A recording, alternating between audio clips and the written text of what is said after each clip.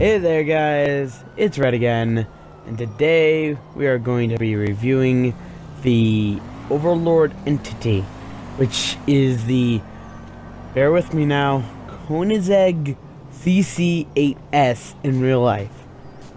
Yes, that's an actual company, and if you're wondering why it's so hard to pronounce, thanks Sweden. But this is an overall decent car. I love its design, and it is pretty fast.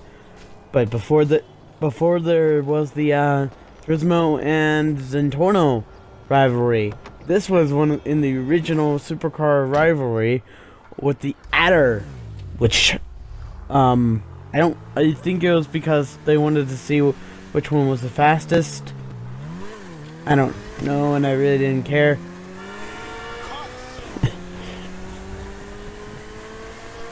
So yeah, this car is actually pretty nice, and it goes obviously for supercar money. So yeah, I'm just taking it slow because I usually hit things on the way there, and I even hit things on the way in. So here we are at LS Customs.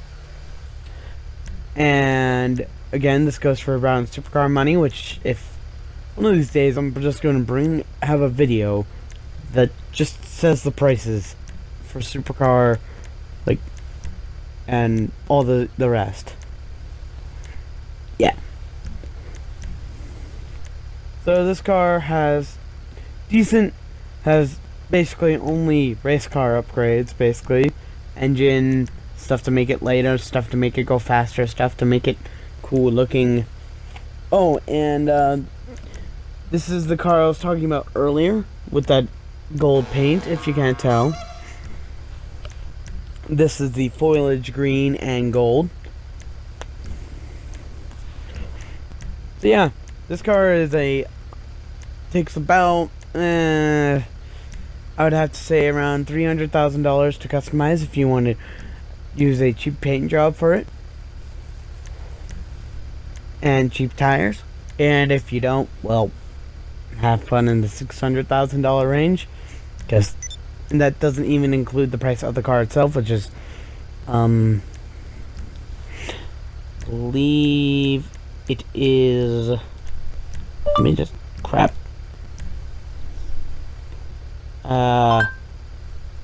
sorry, I accidentally hit the mic instead of the other thing. Sorry, I did not look this up before, but this goes for super money. You know what? Never mind. It's around the $700,000 range. So let's get to the race. Here we are at the race. And this time I do not get the boost, but if I did, it would probably have beaten the fastest car so far, which I'm surprised is still the Stallion. Like, nothing can beat the original two. The Dukes and the Stallion are still the top two, with the Stallion beating the Dukes by 12 seconds, and the Dukes being at 2:24. With our current third being the Voltic at 2:32, and our last place being that car that I did that had a blow header. Well, the thing that's out of the engine. But here we are coming up to the first thing, and because of this car's speed, it takes us straight faster than most other cars. And that took it a whopping 5 seconds to get it across. Here we are at the longer straight.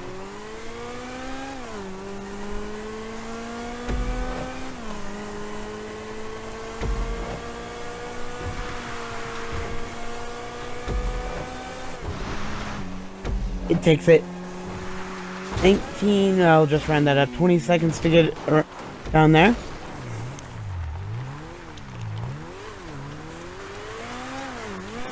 Here's the off-roading section, which, honestly, if you bring a supercar off-roading, you're doomed. Yeah.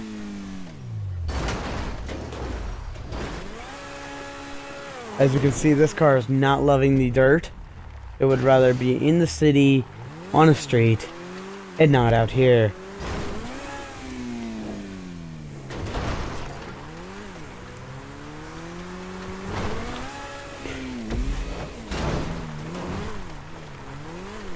Here we are coming to the second part of the off-roading section.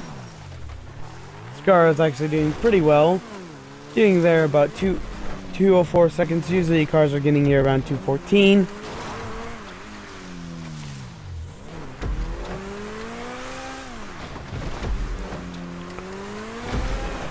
And here we skip the ramp and go over to just do the finish line. I overshoot it a bit, and its time is 2:29, making it our third fastest car. Again, nothing can beat the Stallion and the Dukes. So overall performance of this car, 10 out of 10. Its braking is pretty good for a supercar. Acceleration, it's a supercar. Its speed, it's a supercar.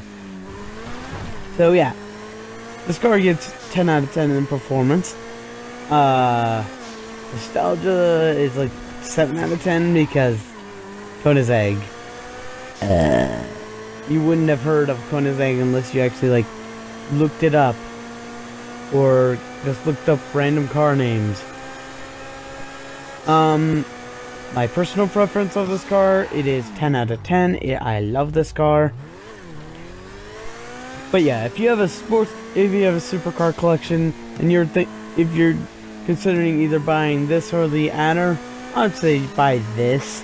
This honestly did win its rivalry, unlike the Turismo and the Zentorno, which kind of still goes on to this day.